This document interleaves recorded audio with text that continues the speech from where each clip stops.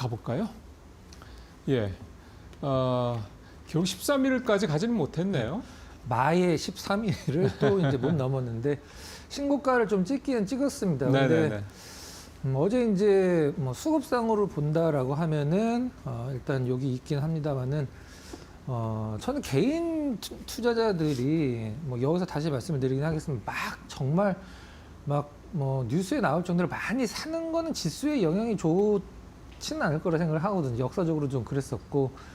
그래서 오늘 같은 경우는 뭐 한번 좀 쉴 것 같긴 합니다만은 이거를 아주 그냥 견조한 조정으로 좀 받아들이느냐 아니면은 조금 당분간은 일단은 그 이슈 자체가 좀 그 뭐 유럽과 미국 간의 어떤 그런 트러블이 좀 잦아들 때까지 기다려야 되느냐 그게 좀 문제가 될 것 같습니다. 네. 시장에서도 작년에 관세 리스크 때처럼 이른바 타코가 재현될 거냐, 네. 아니면 뭐 말씀하신 대로 좀 길어질 수 있는 거냐, 뭐 그거에 대한 생각들, 얘기들이 좀 많이 나오더군요. 좀 봐야죠. 일단 이번 다보스 포럼에 트럼프 대통령이 참석을 해서 이후 정상들이랑 얘기를 한다거든요. 뭔가 거기서 변곡점이 나올지 한번 보죠. 자, 로봇에 배터리 들어가잖아. 로봇 테마는 하여간 여기저기 계속 뭐 모멘텀들을 만들어내네요. 이걸 좀 잠깐 설명드리면 좀 그 전기 자동차랑 전기차랑 이제 로봇을 살짝 조금 간단히 비교를 하면 전기차는 보통 중형 정도 기준에서 80kWh 정도가 들어가거든요, 배터리가. 네. 근데 로봇은 한 5kWh 정도가 들어간다라고 그렇죠. 합니다. 근데 작죠. 전체 로봇이 만약에 100만 원이라고 한다라고 하면은 배터리 가격이 한 2, 3만 원 정도 수준으로 굉장히 전체에서 차지하는 비중이 좀 작다라고 하더라고요. 근데 예, 액추에이터가 뭐 한 60%, 70% 네. 한다며요. 네. 전기 자동차는 배터리 가격이 뭐 거의 50%거든요. 그렇죠. 거의 뭐 4, 50%. 그렇죠. 그래서 이제 로봇 안에서 휴머노이드 로봇 안에서는 이제 배터리가 차지하는 비중이 굉장히 좀 작지만 그래도 뭐 배터리들이 그동안 좀 약간 억눌려 있어서 이걸로 좀 엮여서 한번 올라간 것 같긴 합니다만 오늘 이제 시초가는 뭐 다른 시장 분위기에 맞춰서 굉장히 좀 안 좋은 느낌을 좀 주고는 있습니다. 오늘 같은 날 아마 로봇주 중에서 더 나중에 잘 갈 종목들, 그러니까 이런 위기 상황에 장이 안 좋을 때 하방이 탄탄한 종목들이 좀 이렇게 좀 걸러지겠네요. 근데 이것도 제가 정말 강조를 하는 부분인데요. 우리가 보통 2차 전지 관련주, 배터리 관련주들이 2017년도, 8년도에 5배 막 6배씩 다 올랐었거든요. 2017년, 18년? 네네네. 2020년도 전에. 그 전에 이미? 네, 네. 아, 그래요? 5배씩 올라왔다가 다시 내려갔습니다. 다시 제자리로. 그러고 나서 다시 올라온 그게 팬데믹 때 다시 올라갔다는 거잖아요. 이제 실적으로 연결이 되기 시작하면서 뭐 엄청나게 올라왔죠. 배터리 관련주들이. 그 전에 2017년도, 18년도 뭐 에코프로 마찬가지고 그때는 BM이 이제 없었으니까 5배씩 올랐습니다. 뭐 테슬라 얘기 나오고 전기차가 미래에 뭐 얼마만큼 뭐 시장 뭐 도를 다녀 이런 얘기 나올 때 지금 로봇이 딱 그때거든요. 그렇죠, 그렇죠. 딱 그때인데 이게 분명히 내려갑니다. 로봇주도 당연히 100% 내려가게 돼 있어요. 근데 그 다음에 이제 전기차 진영에서도 이제 실질적으로 이제 뭐 LNF, 에코프로 이런 실적이 실질적으로 좋아지는 기업들이 엄청나게 올라갔듯이 옥석 가르기가 된 거죠. 그렇죠. 지금 로봇 관련주들 중에 뭐 사실 뭐 그때 제가 뭐 이런 얘기 말씀을 드리고 싶은데 우리는 삼성전자, 하이닉스 얘기할 때 실적을 얘기를 하는데 로봇주 얘기할 때는 실적을 1도 얘기를 안 합니다. 로봇주 얘기할 때 실적 얘기하는 사람이 누가 있습니까? 대한민국에 단 한 명도 없습니다. 네. 그건 좀 많은 생각을 좀 해봐야 될 것 같아요. 네. 그래서 위원님이 하는 얘기가 늘 하는 얘기가 그거잖아요. 확 따라가지 마라. 막 급하게 바람 불 때. 결국은 나중에 한번 기회가 오는데 그때는 정말로 세게 간다. 눈에 보일 때 사는 게 제일 빨리 사는 거예요. 그때 제일 수익이 많이 난다. 그 말씀하시죠. 근데 사실 그거는 사실 뭐 위원님 같이 이렇게 오랜 경험이 있는 분들은 여러 차례 경험을 통해서 중복된 경험을 통해서 내재화가 돼 있는 건데 웬만한 분들은 뭐 저를 비롯해 웬만한 분들은 사실 그런 경험을 한번 제대로 해본 적이 없다 보니까 못 믿는 거죠, 스스로를. 사실 그 말씀이 맞을 것 같아요. 그 차트만 보더라도 사실 그렇거든요. 자, 꿈의 5000P 앞둔 코스 어제 4920인가 하여간 거기까지 가고 그리고 나서 이제 쭉 꺾어 내려왔습니다. 근데 개인이 올 들어서만 5조를 팔았다고요? 한 달도 안 됐는데? 12거래일 이제 오르는 12거래일 중에 9번을 이제 팔았다는 내용인데요.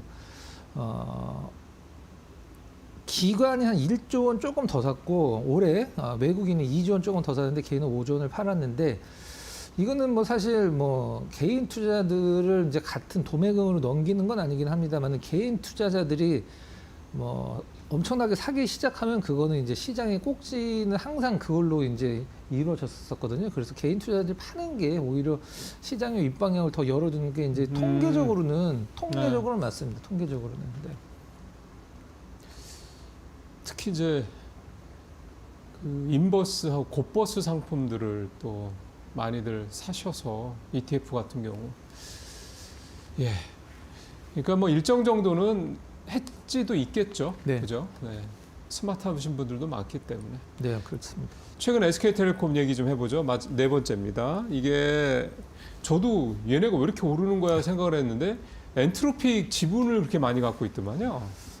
지금 투자 받을 때 3,500억 달러 정도 가치를 인정을 받았거든요. 그게 그러니까 한 500조 원 정도 된다고 보시면 됩니다. 지금 이번에 이제 투자 받을 때 투자 받을 때 500조 가치요?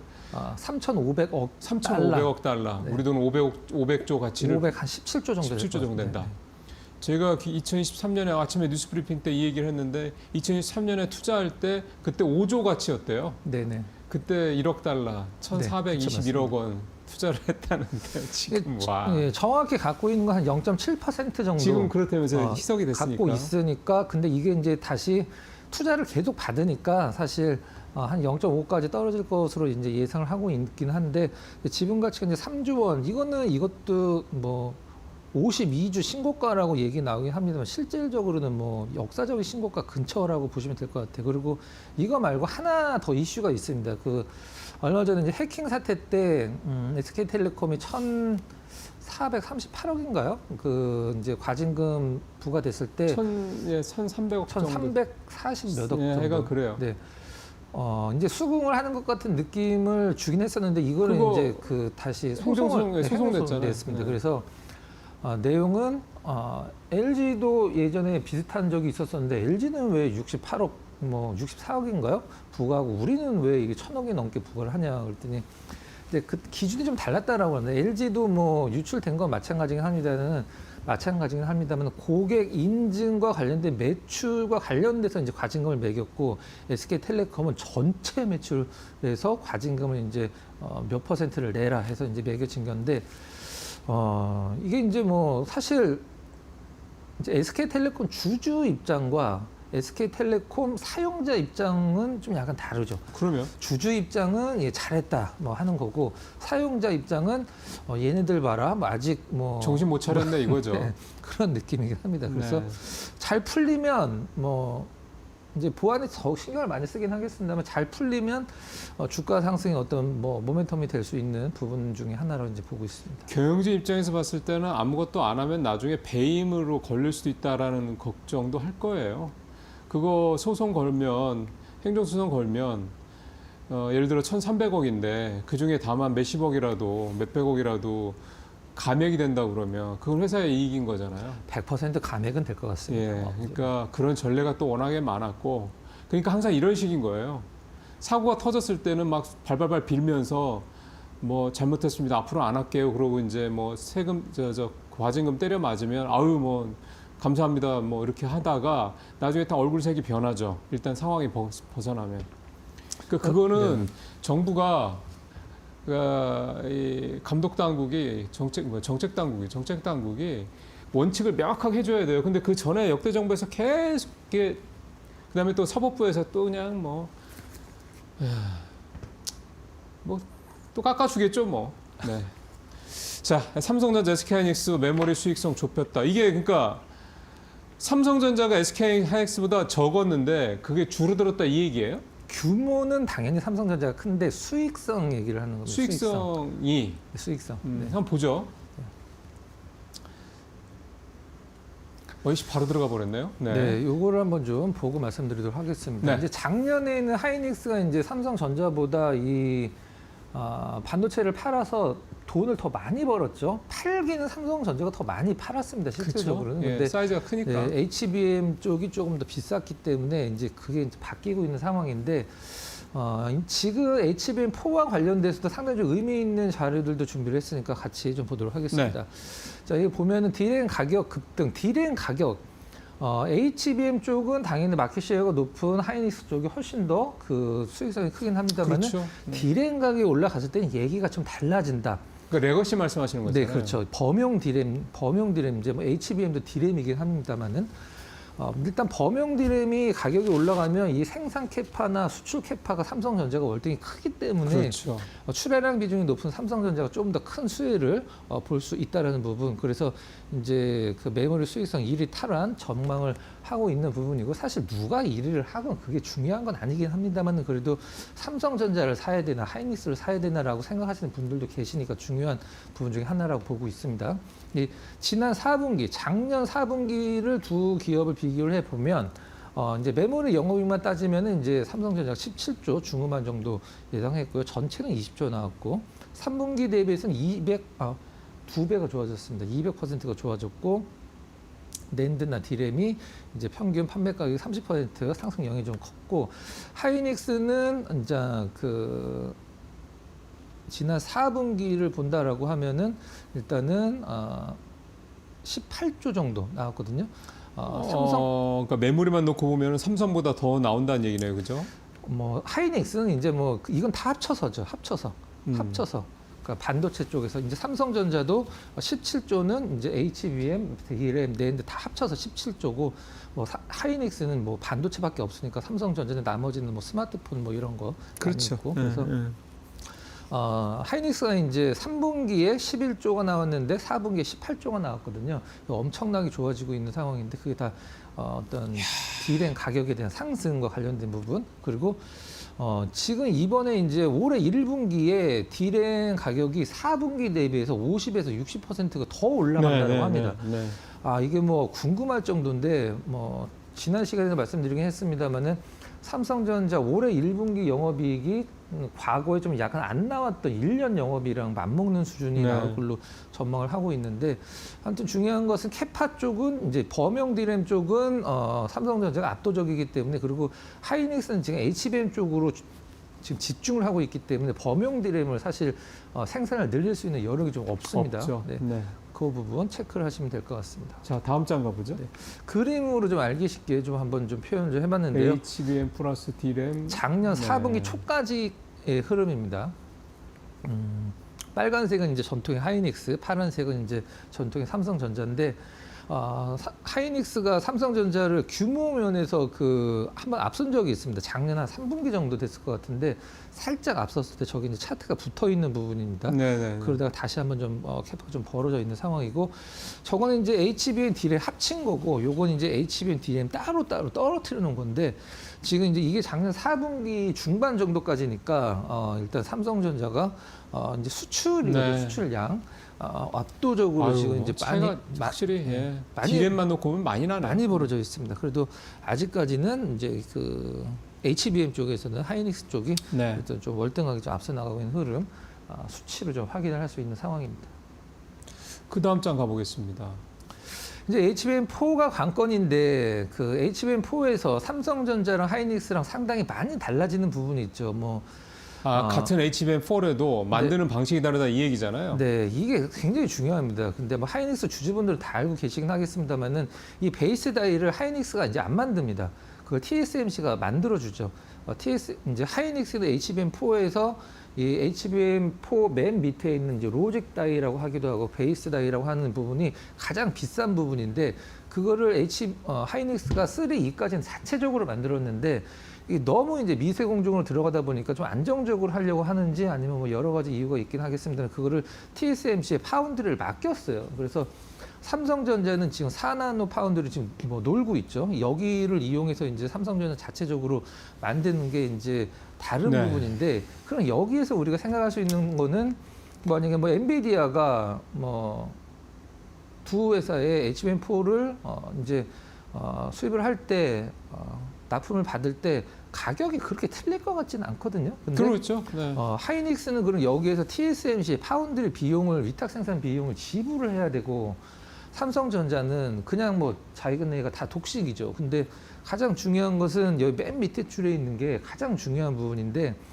삼성 파운드리랑 TSMC랑 지금 공정 수율이랑 이런 부분들이 과연 이게 어떻게 진행이 되느냐 이게 가장 중요합니다. 그러니까 하이닉스는 어차피 엔비디아 GPU TSMC가 만드니까 얘네 로직 다이를 써서 이 어떤 호환성을 좀 높이겠다 뭐 이런 전략인 것 같기도 하고 삼성전자는 우리는 4나노 지금 뭐 펀펀 놀고 있으니까 우리 걸로 충분히 뭐 가능하다 뭐라고 생각하는 것 같습니다. 그래서 정리를 좀 하면 하이닉스 HBM4에서 만약에 5대 5로 삼성전자랑 그 엔비디아 들어가게 되면 가격적인 측면은 이제 둘째치고 수익성적인 측면에서 삼성전자 대비 밀릴 수밖에 없습니다. 네. 네. 이게 HBM4에서 가장 좀 큰 변화다 이렇게 보시면 될 것 같습니다. 당장은 자체 파운드리로 로직 다이를 해도 비용이 하이닉스 그러니까 TSMC에다가 아웃소싱을 하는 하이닉스가 아웃소싱 비용을 감안했었던 거에 비했을 때 낮다고 보기는 힘들 것 같은데 네. 근데 이게 결국은 계속 쌓이고 해서 뭐 이를테면 2017년, 8년 이렇게 가다 보면 물론 그때 가면 HBM4E나 뭐 5까지는 아직 아니고 4E가 아마 더 대세가 되긴 할 텐데 그럼 결국 이거는 장기적으로는 삼성전자가 되게 유리할 수밖에 없는 거 아니에요? HBM4의 퀄 테스트를 통과를 한 것과 이 수율은 정말 완전 다른 다른 얘기거든요. 거죠. 네. 아니 100개 만들어서 5개만 밖에 우리가 납품을 못한다 그러면 이건 뭐 사실 만들 필요가 네. 없는 거죠. 그래서 그러니까 지금 어쨌든 이번 4부터 그러니까 6세대부터는 베이직 다이가 결국은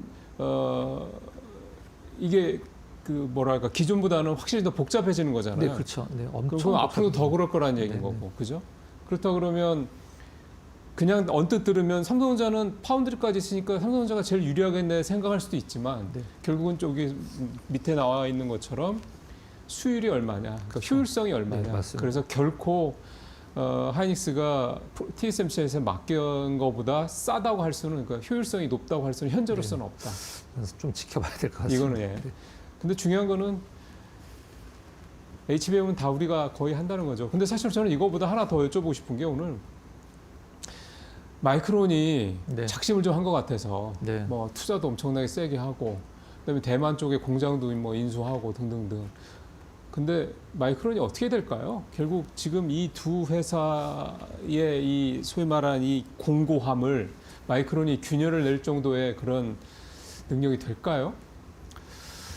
저는 중장기적으로 균열은 중국이 낼 거라고 생각을 하고 있는 사람이기 뭐 때문에. 창신이나 이런 데서. 네네. 근데 ASML 그거 EUV 장비 막으면 네. 그게 그런 때가 올까? 물론 완전 다른 방식으로 접근을 한다. 중국 화웨이가 얼마 전에 만든 노광 장비도 사실 그 성능만 봤을 때는 뭐 ASML을 뭐 그 빛의 세기로 봤을 때 ASML 거보다 훨씬 더 잘 나왔다라고 표현을 하기도 했는데 뭐 당장은 아니더라도 노광 장비도 제가 봤을 때는 뭐 만들어낼 것 같습니다. 이미 좀 비슷한 건 만들어 놨거든요. 화웨이 같은 데서. 네. 그렇죠. 그게 국가가 중국 글로벌 2위인 국가가 A하고 맞먹고 달려붙어서 한다고 그랬을 때 또 그 엔지니어들 또 중국에 있는 그 중국인 엔지니어들 미국에서 공부하고 네. 유럽에서 공부하고 한 사람들도 많잖아요. 그리고 이 SK 하이닉스 삼성전자가 D램 상승에 수혜를 보는 이유 중에 하나가 저는 그런 단어를 처음 들어봤는데 중국의 덤프트럭 전략이라는 네, 것도 그 얘기도 있다. 나오네요. 네, 때문이다라고 얘기를 하고 있더라고요. 예. 자, 하이닉스 삼성전자. 근데 지금 말씀드린 중국이나 이런 얘기는 사실은 한참 뒤에 얘기입니다. 그렇긴 하죠. 이게 네. 쉽지 않습니다. 자, 오늘 관심 좀 가보겠습니다. 시간이 한 1, 2분 정도 있습니다. 네, 간단하게 네, 좀 가도록 보죠. 하겠습니다. 어제 좀 급등이 나온 종목인데요. 시장에선 이게 광계측 센서 분야 이제 뭐 방산이나 이제 뭐 미사일이나 이런 것들이 자세 잡고 이런 데 쓰이는 또 우주 이런 데서 많이 쓰이는 어떤 그 관련주를 이제 생각을 하시는데 저는 이걸 뭘로 엮었냐면 IMU 센서 관성 측정 장치 이게 휴머노이드 로봇에서 가장 중요한 부분 중에 하나입니다. 이게 사실 균형 잡는 거죠? 균형 잡는 겁니다. 그래서 파이버 프로가 아직 뭐 로봇 관련주로 이제 편입이 되거나 뭐 그렇지는 않은 것 같긴 한데 제가 봤을 때는 로봇 이제 휴머노이드 로봇이 안 넘어지고 만약에 뭐 글쎄요. 덤블링을 해서 다시 뭐 자세를 잡고 이게 다 IMU 센서가 있어야 되기 때문이고 이것이 있기 때문에 가능한 거거든요. 그래서 이것과 관련돼서는 우리나라에서 가장 관련 있는 기업이 이제 파이버 프로기 때문에 이 종목을 좀 선정을 좀 해봤고 시가총액 5천억 대비해서 실적은 사실 뭐 못 미치긴 합니다만 그래도 모멘텀들이 좀 큰 종목이고 그다음에 최근에 나온 이제 비아비 관련돼서 그 이 비아비가 이제 외국에서 이제 굉장히 유명한 기업이죠. 거기와 관련된 납품이 좀 계약을 했다라는 건 상당히 좀 의미 있는 부분이라고 생각을 하고 있고요. IMU라는 이 관수적 장치를 일단은 팔고 있다는 얘기잖아요. 네네네. 그게 의미가 있죠. 네. 차트를 예, 잠깐 보죠. 보도록 하겠습니다. 일봉 차트인데 너무 많이 올랐어요. 그러니까 이거를 뭐 관심주 말 그대로 관심주 이런 종목이 있다. 로봇 관련주로 IMU 센서도 굉장히 중요하다. 휴머노이드 로봇 기준에선 그거 관련주는 파이버 프로다. 요걸 이제 말씀드리기 위해서 준비를 한 거고요.